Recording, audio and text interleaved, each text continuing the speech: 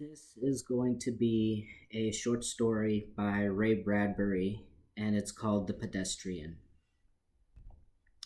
To enter out into that silence, that was the city at 8 o'clock of a misty evening in November, to put your feet upon that buckling concrete walk, to step over grassy seams and make your way, hands in pockets, through the silences.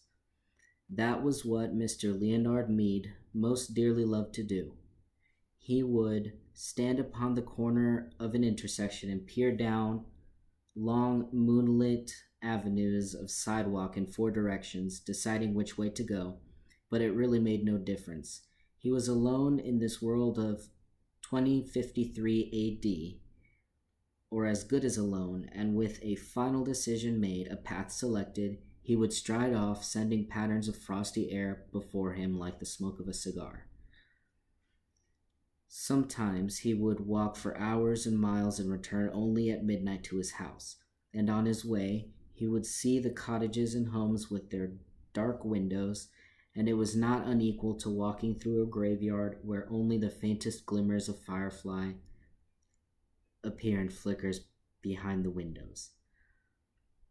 Sudden gray phantoms seemed to manifest upon inner room walls where a curtain was still undrawn against the night, or there were whisperings and murmurs where a window in a tomb-like building was still open. Mr. Leonard Mead would pause, cock his head, listen, look, and march on, his feet making no noise on the lumpy walk.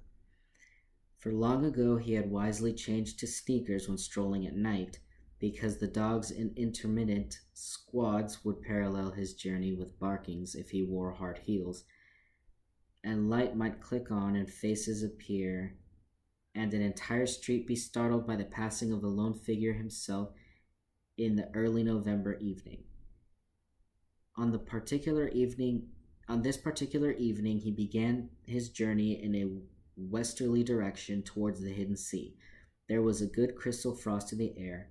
It cut the nose and made the lungs blaze like a Christmas tree inside.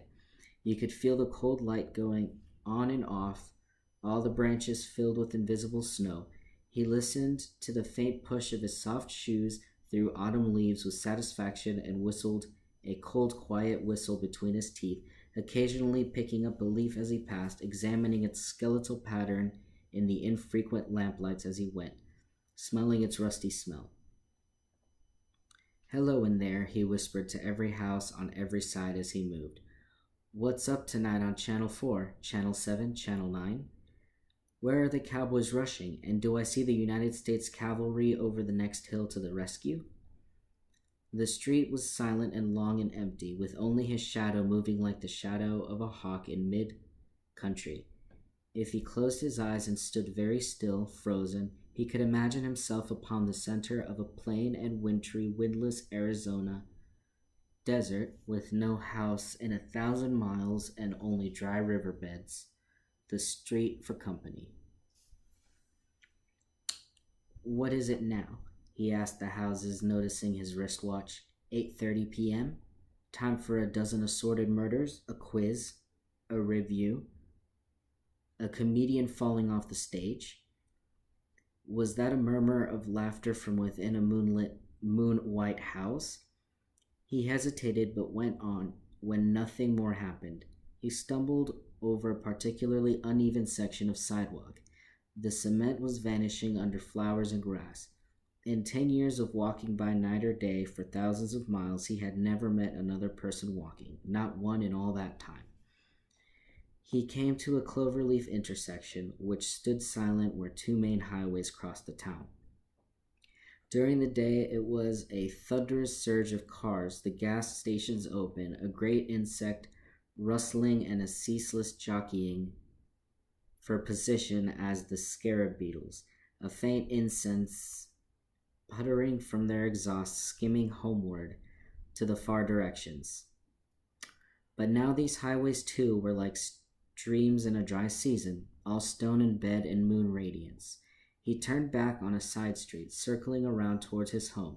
He was within a block of his destination when the lone car turned a corner. Quite suddenly it flashed a fierce white cone of light upon him.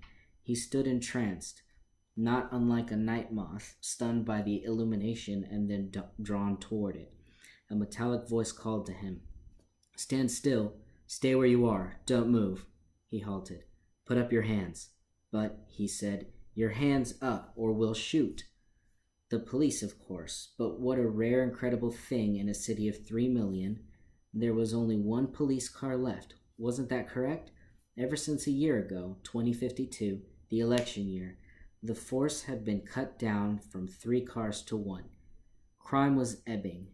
There was no need now for the police, save for this one lone car wandering the empty streets.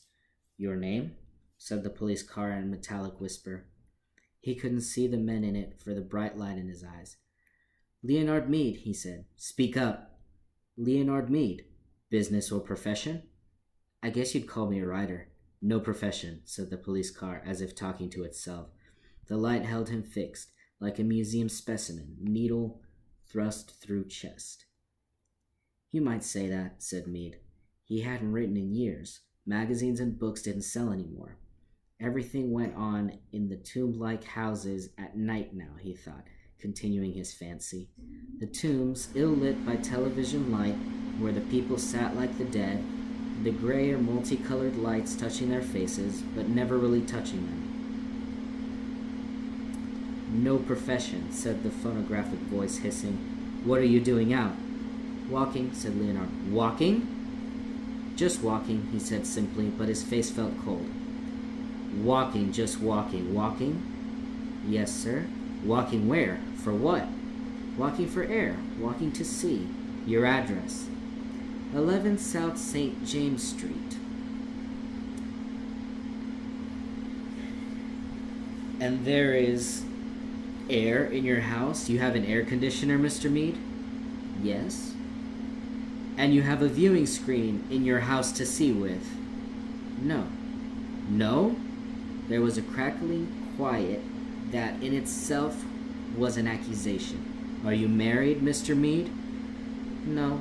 "Not married," said the police voice behind the fiery beam. The moon was high and dear among the stars, and the houses were gray and silent. "Nobody wanted me," said Leonard Mead with a smile. "Don't speak unless you're spoken to." Leonard Mead waited in the cold night. "Just walking, Mr. Mead?" "Yes." "But you haven't explained for what purpose." "I explained, for air and to see, and just to walk."